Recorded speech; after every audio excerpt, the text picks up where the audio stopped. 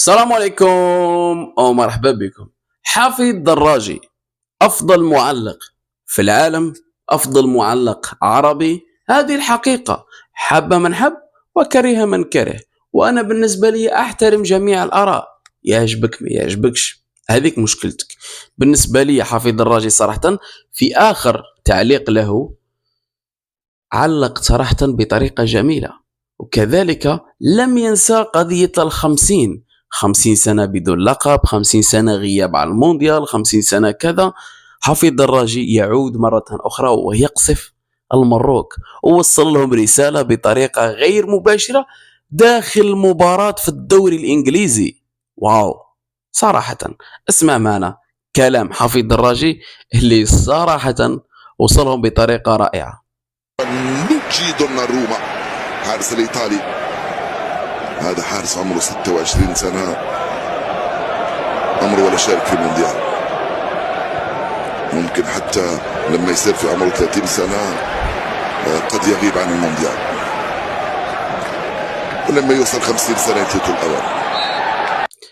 كما سمعتوا معنا كلام حفيظ دراجي، كلامه واضح وباين. هو يتكلم عن دوناروما انه ممكن يغيب حتى 50 سنة ويوصل سن 50 سنة. صحافة المروك وصفحات المروك انفجرت. حفيظ دراجي يهاجم المغرب، حفيظ دراجي يهاجم. الميساج وصلوا لكم. حفيظ دراجي داخل قناة بين سبور في مباراة في الدوري الإنجليزي، العالم كله يسمع، ووصلتك الرسالة أنك راح تبقى 50 سنة أخرى، وهذه حقيقة. تتمنى وتطلب أنك تفوز بكأس إفريقيا ولن تستطيع.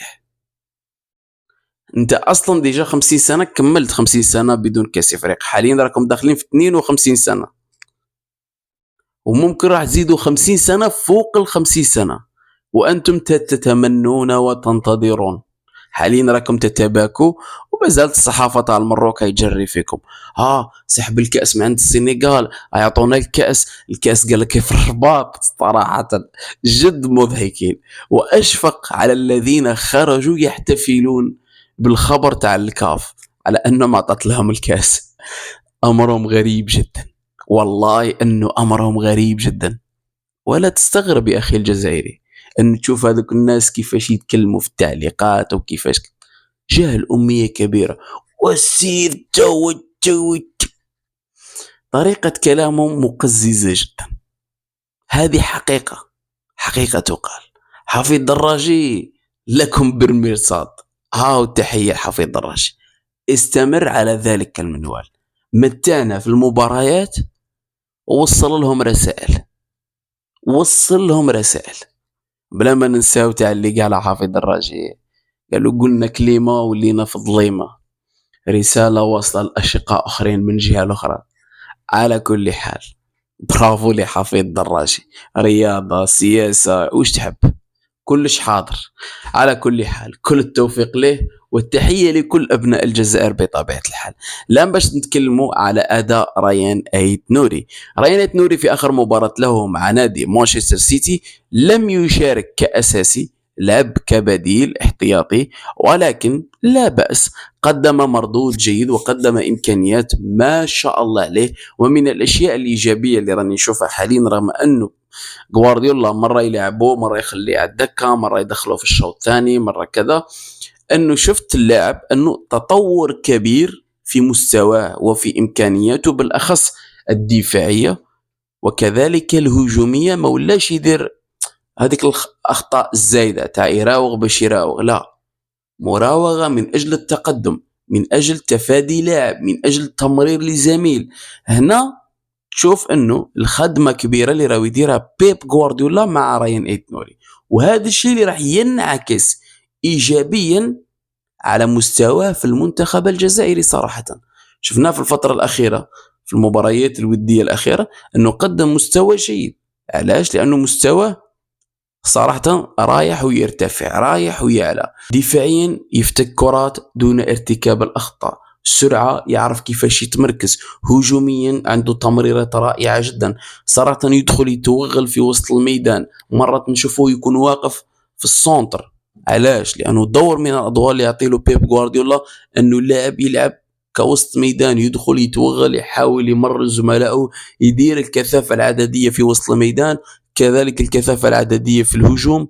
فهذا أمر جيد ورائع جدا بالنسبة لرايان أيت نوري، ما شاء الله عليه صراحة. بالنسبة لي في المنصب تاعو واحد من بين أفضل اللاعبين في العالم صراحة، لاعب ممتع، لاعب ممتاز جدا. فنتمنى أنه يزيد يعمل أكثر باش نشوفوه في أفضل المستويات. فكل التوفيق لرايان أيت نوري. الآن كذلك باش نتكلموا على إبراهيم مازا ومانشستر سيتي. إبراهيم مازا كما راكم تشاهدوا معنا أنه آخر مباراة لعبها ضد من؟ ضد نادي بروسيا دورتموند.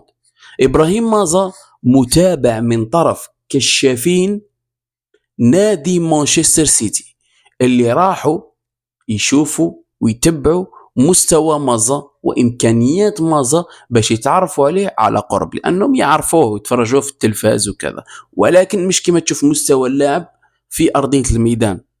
فهذا أمر إيجابي ورائع جدا. وما ننساوش أنه في مباراة بروسيا دورتموند مازا قدم مستوى جيد وقدم إمكانيات رائعة جدا. فنتمنى يكون أنال إعجابهم، وأكيد صراحة لأنه مستوى مازا رائع جدا. قلتها كم من مرة وتكلمت أنه هذا اللاعب يقدر يلعب عادي جدا في نادي مانشستر سيتي، يقدر يلعب في برشلونة، يقدر يلعب في ريال مدريد مرتاح صراحة. مستواه يسمح له أنه يلعب في هذه الأندية الكبيرة. فأعتقد بيب غوارديولا مدرب ذكي جدا، لن يفلت موهبة مثل إبراهيم مازا صراحة، لأنه راح يستفاد منه كثيرا. وبيب غوارديولا يحب هذا النوع من اللاعبين، اللاعب اللي يكون وسط ميدان ويقدم لك إضافة كبيرة، هجوميا دفاعيا متكامل. كذلك اللاعب قبل ما تجي كورة عملية سكان يشوفها يمينا يسارا.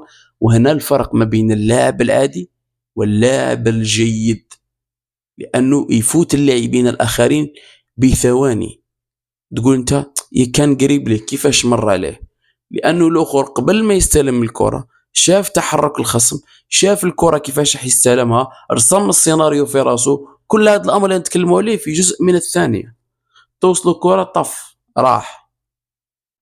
فهنا الفرق ما بين اللاعب الجيد واللاعب العادي. صراحة مازا نتمنى من كل أعماق قلبي أنه نشوفوه يروح لنادي مانشستر سيتي، لأنه مستواه راح يتطور بشكل كبير جدا صراحة. ممكن بعض الأنصار يخافوا يقولك ما يروحش للسيتي، هيبقى في الدكة، غوارديولا ما يلعبوش.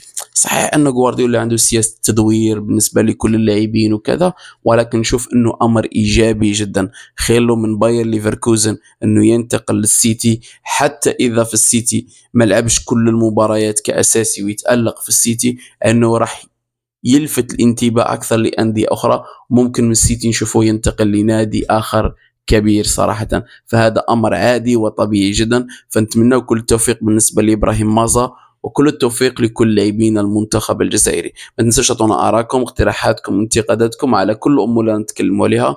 السلام عليكم وتحية الجزائر.